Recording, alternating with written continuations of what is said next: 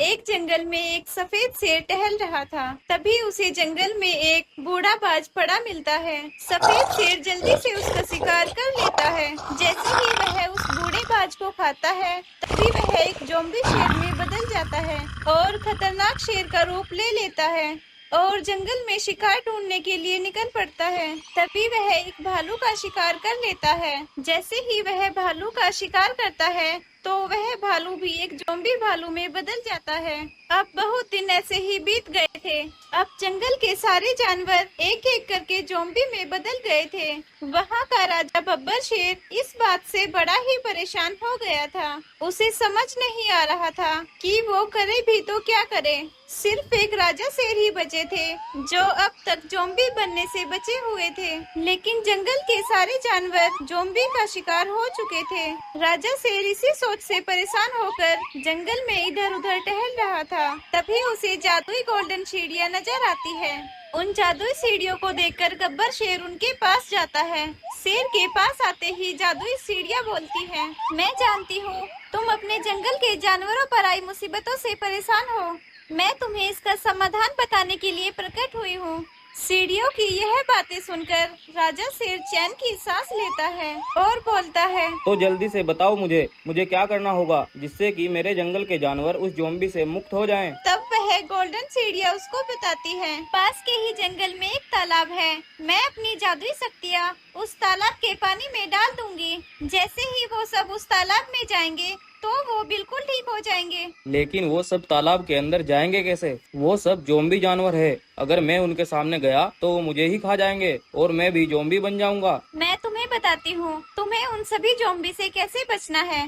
कल सुबह तुम उन सभी जानवरों के सामने चले जाना, तो वो सभी जानवर तुम्हें देखते ही तुम्हारे पीछे पीछे आएंगे। तो तुम जल्दी से भागकर उस तालाब में चले जाना। वो सभी जैसे ही तुम्हारे पीछे तालाब में आएंगे, तो वो बिल्कुल ठीक हो जाएंगे।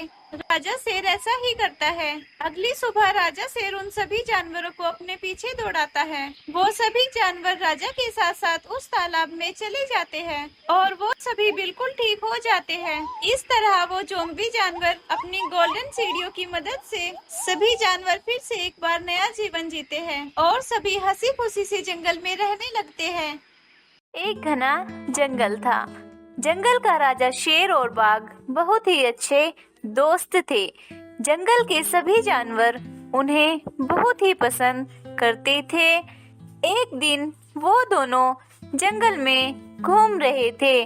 तभी उनकी नजर एक विशाल नागिन पर पड़ती है जो दर्द के मारे सिसक रही थी।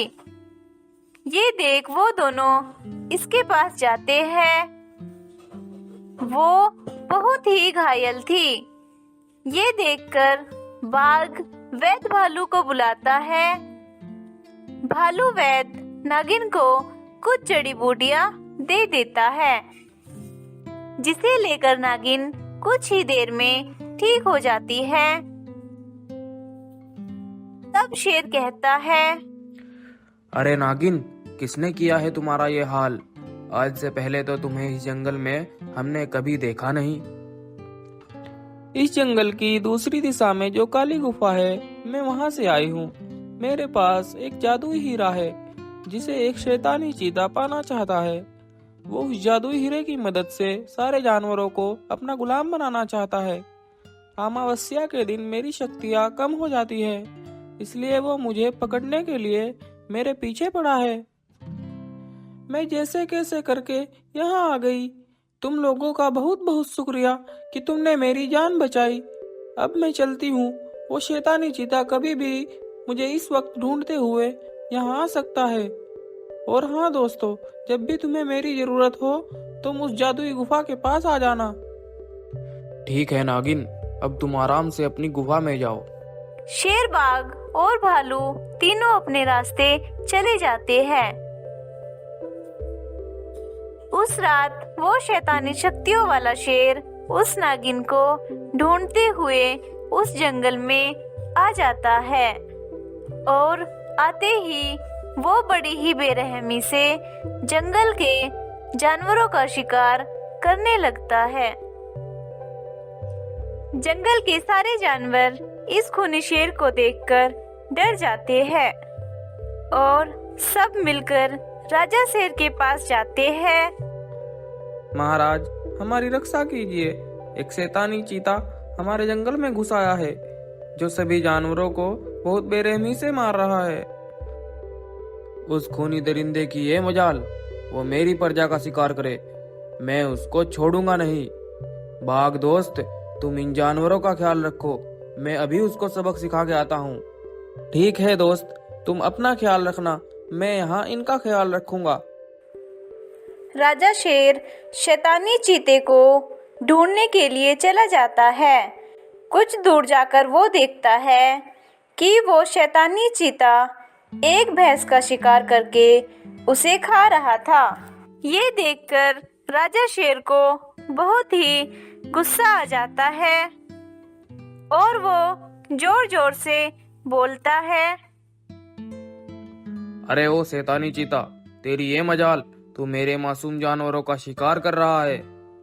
तू अभी के अभी ये जंगल छोड़ के चला जा, नहीं तो तेरी खैर नहीं। ठीक है, चला जाऊंगा, लेकिन उससे पहले ये बताओ वो नागिन कहाँ है?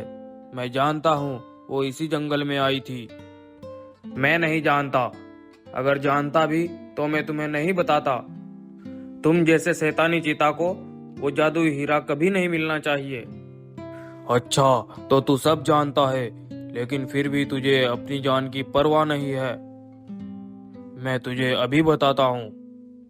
यह कहकर शैतानी चीता राजा शेर पर हमला कर देता है। उन दोनों के बीच जमकर लड़ाई होती है। शैतानी चीता के सामने राजा शेर कमजोर पड़ जाता है और वो गिर जाता है। शैतानी चीता सोचता है कि राजा शेर मर गया है और वो वहां से चला जाता है। ये बात बाघ को पता चलती है तो वो तुरंत बाकी जानवरों के साथ जल्दी से शेर के पास आता है। शेर बहुत ही बुरी तरह से घायल था। ये देख बाघ कहता है, अरे दोस्त, ये क्या हो गया तुम्हें? तुम ठीक तो हो ना? दोस्त, नागिन की जान खतरे में है, हमें उसकी जान बचानी होगी। अगर वो हीरा उस शैतानी शेर के हाथ लग गया तो बड़ा ही अनर्थ हो जाएगा। दोस्त, तुम उसकी चिंता मत करो, मैं अभी नागिन के पास जाता हूँ। भालू वैद, तू इतना महाराजा का ख्याल रखो, मैं अभी आता हूँ। ये कहकर बाघ नागिन को ढूंढते हुए काली पहाड़ी की ओर जाता है। बाघ जादुई गुफा में जाता है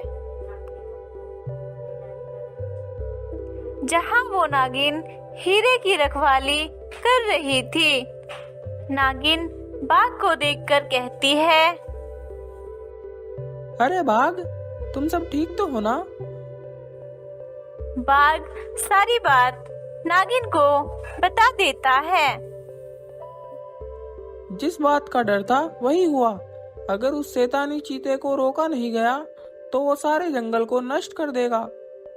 देखो बाघ, मैं तुम्हें कुछ जादुई शक्तियां देती हूँ जिसकी मदद से तुम उस दुष्ट चीता को खत्म कर सकते हो।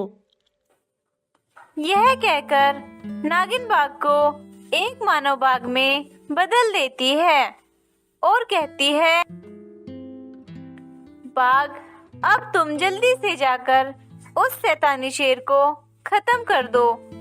ये सुनते ही मानव बाघ शैतानी शेर के पास चला जाता है।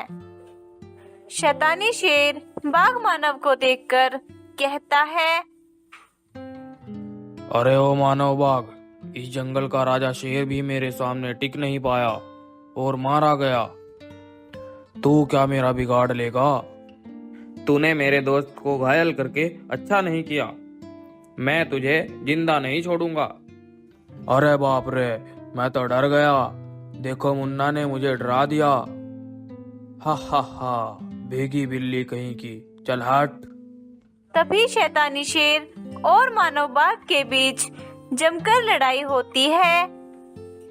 शैतानी शेर की शक्तियाँ मानव बाघ की शक्तियों के सामने कमजोर पड़ जाती है और वो मर जाता है। मानव बाघ फिर से आम बाघ में बदल जाता है और राजा शेर के पास आता है और उनको सब कुछ बताता है। यह सुनकर जंगल के सभी जानवर बहुत खुश हो जाते हैं और हंसी खुशी रहने लगते हैं।